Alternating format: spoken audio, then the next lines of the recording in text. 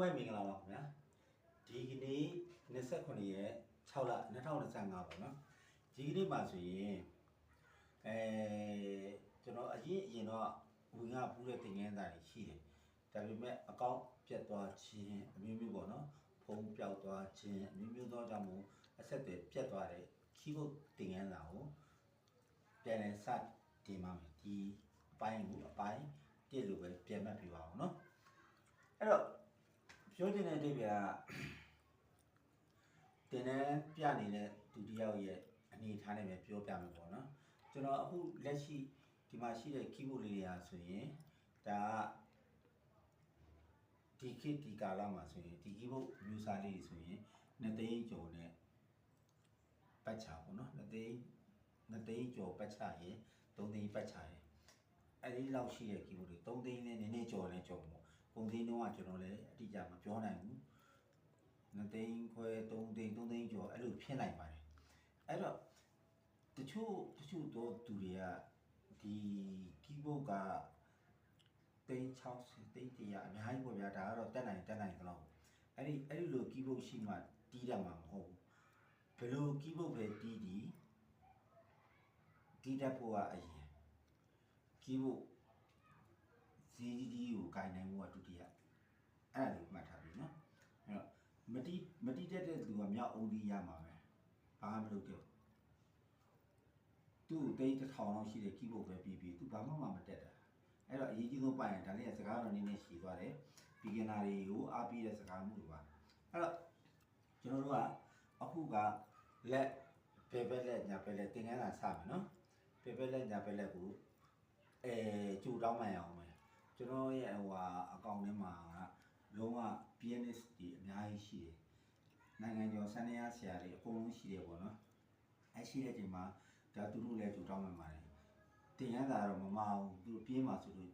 သူတို့ကပြင်ကြော်ပြီးပေါ့နော်ဝေဖန်တော့တက်ထရာရှိနေကြိုးဆိုပါတယ်လို့ဆိုအောင်မီးပြောတာပြန်နာလူရဲဆိုရင်လည်းကျွန်တော်ကိုဆိုအောင်မီးပြောတာပြန်နာလူနေတယ်ဆို comment ရေးပေးနိုင်ပါတယ်ကျွန်တော်ရိုးသားလက်ခံပါတယ်အဲ့တော့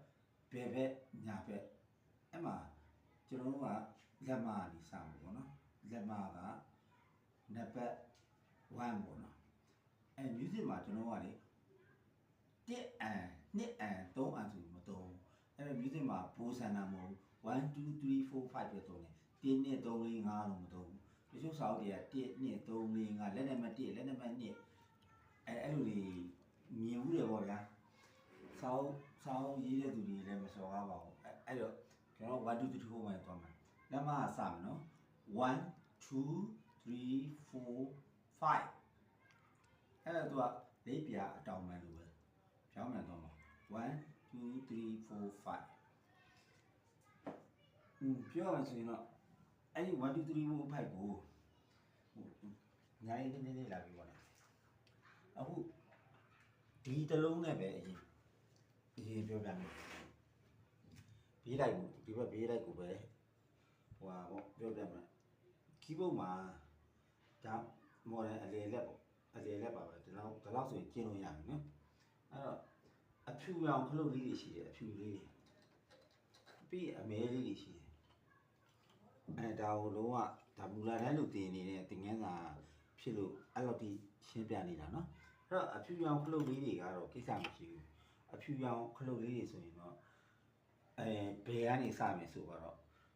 ခုနပြောတဲ့လက်မ1လက်မဆိုတာ1 2 3 4 5ဆိုတော့ဘယ်ကနေစထွက်မယ်ဆိုရင်5ကနေစထွက်မှာပေါ့5ကနေ1 2 3 4 5ကနေစထွက်မှာအဖြူပဲထွက်မှာနော်5ကျွန်တော်လက်ယူရမယ့်ပုံစံတို့ခါအနေထားတို့ position တို့မပြောသေးဘူးအခုပြောတာလောတဲ့အရင်မှတ်မှာ5 4 3 2 1ဟုတ်ပြီနော်โอเคနောက်တစ်ဆက်အဲ့ဒါဒီ5ကစမှာ5 4 3 2 1 5 4 3 2 1ပေါ့အဲ့လိုစမှာအဲ့တော့လက်ကတော့ကျွန်တော်ကအသီးလေးတတိပေါ့အသီးလေးတတိကိုင်းတယ်အဲ့လိုခေါင်းအောင်ဒီလိုလေးအစစ်လေးကဒီလိုလေးကျိုးနေရမှာလက်ထဲမှာကျွန်တော်ကဒီအ အသီးလေးတစ်ခုကင်ထားသလိုမျိုးလိမ္မော်သီးလေးဆိုတော့အမျိုးမျိုးပေါ့နော်အဲ့လိုလေးခုံးထားမှာဒီလိုလေးခုံးထားမှာပေါ့နော်အဲ့လိုကြီးမတီးရအောင်ဒီလိုလေးခုံလေးအဲ့လိုခုံလေးခလုတ်ပေါ်မှာအဲ့လိုခုံလေးခလုတ်ပေါ်မှာဒီလိုမဟုတ်ဘူးအဲ့လိုမဟုတ်ဘူးနော်ပြီးရင်ဒါအမှန်ဆိုရင်တော့ဒီလိုခုံလေးပဲပြီးရင်သူ့ရဲ့ဟိုဟာမေလိုဒီရဲ့တန်စင်ရသွားတာတော့ဒိုရီမီပါဆိုအဲ့လိုသွားတာဆိုပါမီရီတို့ဒါအနိုင်တဲ့နဲ့ကျွန်တော်ဆိုပြတာဒါပေမဲ့အဲ့ဒါမစင်းစားနဲ့ကိစ္စမရှိဘူးအဲ့ဒါမစင်းစားနဲ့1 2 3 4 5ကိုပဲအရင်သွားလိုက်1 2 3 4 5နားထဲမှာအဲ့ဒီဒိုရီမီပါဆိုတဲ့အတန်ကိုကလေးတွေအတွက်တချို့ကလေးတွေကြတော့အရန်ငယ်တယ်9နှစ်6နှစ်မှတ်မိဖို့မလို့သူတို့မှတ်မိတာ1 2 3 4 5ပဲ1 2 3 4 5မှတ်မိရပြီ1 2 3 4 5 5 4 3 2 1ဒါပဲဒီဘက်မှာလည်းအဲ့လိုပဲ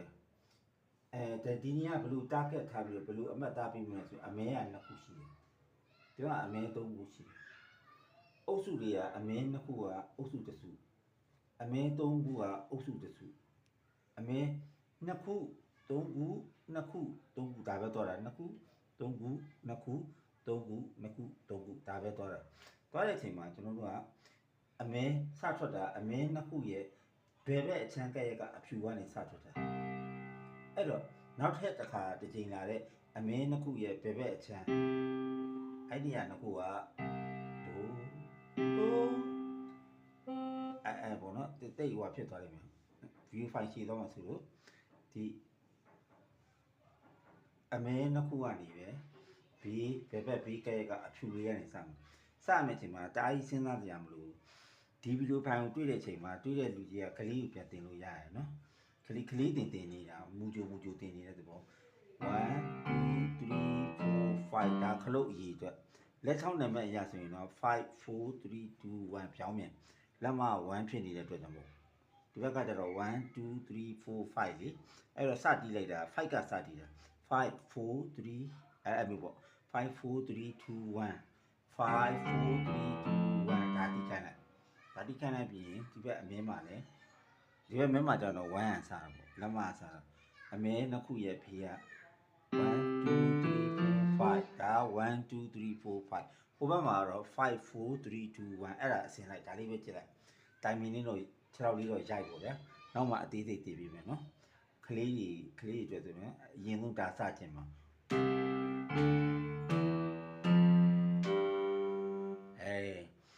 ဘယ်ဘက်ကနေယူမယ်ဆိုရင်တော့5 4 3 2 1 round စစ်ကအဲ့လိုမကြနေဘူးဒီလက်ကောက်ဖို့တော့မယ်round စစ်ကြီးကဒီလိုကြမယ်round စစ်ကမြင်းမြိုင်ဖြစ်ရမှာပြောချင်တဲ့အဓိပ္ပာယ်ကမြင်းမြိုင်ဖြစ်ရမှာဒါကျွန်တော်တင်ကန်းမှာအမြဲသုံးတဲ့ပြည်တံပေါ့နော်ခလေးတော့တုံတောင်ဆိုရင်မရှင်းပါဆိုလို့ပြည်တံလေးစောက်ထားတာမြင်းမြိုင်ဖြစ်ရမှာဒီခလုတ်နဲ့ကျွန်တော်ဒီလက်ဖြံယူပေါ့လက်ဖြံယူကအဲ့လိုမြင်းအပြိုင်ဖြစ်မှာတတရက်လေးအဲ့လေမကြဒီလိုကြီးမကော့အောင်ဒါလေးဒီပန်းသီးလေးတို့လိမ္မော်သီးလေးတို့ကင်ထားတာမှန်ယုံနေမလုံတော့သေးဘူးအဲ့လက်ဖြံယူကဒီလိုကြီးမဟုတ်အဲ့လိုကြီးမဟုတ်ဒီလိုလည်းမဟုတ်မြင်းမြိုင်လေးဖြစ်ရမှာဖြောင်းနေအဲ့ဒီခလုတ်ကလေးတွေနဲ့ပြိုင်နေရမှာโอเค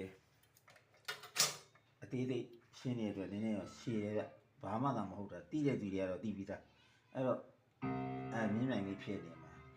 5 4 3 2 1အဲ့ဒါ finger number တန်စင်ရဆိုရင်ဒိုရီမီဖာဆိုပြီးပြန်လှည့်မယ်ဆိုဖာမီရီဒူ